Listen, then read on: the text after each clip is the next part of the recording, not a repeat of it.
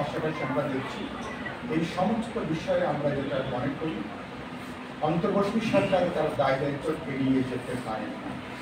এটা একদিকে আমাদের যে প্রশাসন, এখানে প্রশাসনিক শৈথিল্য কিছুটা আছে। এখনো পর্যন্ত প্রশাসনের পুরনো ফ্যাসিবাদের নানা ধরনের অপতৎপরতা, নানাভাবে তারা এই সরকারকে বিতর্কিত করা, ব্যর্থ করা, সরকারকে প্রশ্নবিদ্ধ করবার নানা অপতৎপরতা আমরা লক্ষ্য করি। সুতরাং আমরা চাই যে একদিকে যেমন প্রশাসনিকভাবে তাদেরকে আস্থায় নিয়ে আমাদের যে উত্তেজনাকর যে পরিস্থিতি এগুলোকে তারা সমাধান করবেন, আলাপ আলোচনা করে সম্পর্কগুলোকে সমাধান করছে। আর পরবর্তী যেটা বলতে চাই, সমস্যাগুলো কেবলমাত্র আইন শৃঙ্খলাজনিত সমস্যা, কেবল প্রশাসনের সমস্যা, এগুলো একটা রাজনৈতিক সমস্যা। কিছু কিছু রাজনৈতিক প্রশ্ন এগুলোর সাথে যুক্ত আছে, কিছু কিছু নীতি প্রশ্ন এর সঙ্গে যুক্ত আছে।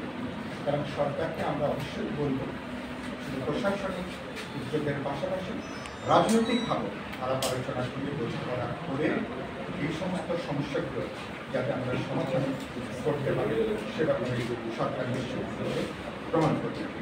শেষে আমি যে কথা বলতে চাই, এই ধরনের যে পরিস্থিতি, এই পরিস্থিতিতে আমরা দেখছি যে ৩ মাস আগে আন্দোলনের শক্তিগুলোর মধ্যে যে গণঐক্যটা ছিল, কিছু কিছু ব্যক্তি ফাটল আমরা লক্ষ্য করেছি।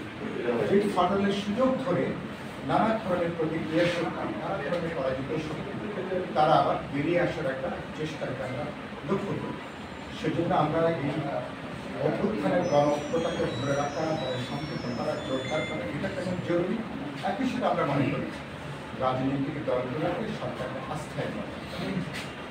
এবং আমরা দেখছি যে এত বড় সংকটেও অন্তর্বর্তী হিসাবে রাজনৈতিক দলগুলোর সঙ্গে আলাপ আলোচনা করা, কথাবার্তা বলে বোঝাপড়া তৈরি করা, সে ব্যাপারে আমরা কার্যকর আমরা দেখছি।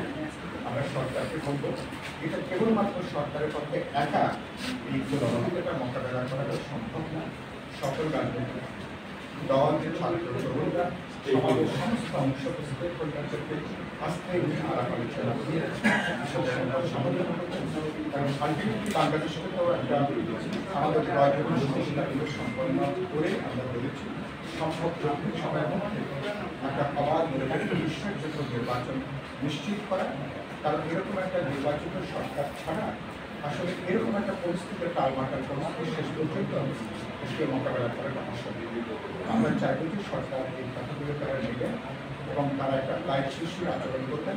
সরকারের কোনো মহল থেকে কোনো তরফ থেকে যেন কোনো প্রতিকথন বা অতিরিক্ত কোনো পদক্ষেপ যেন আমরা গ্রহণ না করি। পরিস্থিতি উত্তেজনা করবো, আমরা যেন উত্তেজনার বসে আমরা যেন কোনো সিদ্ধান্ত গ্রহণ না করি, এটুকু বলে আমি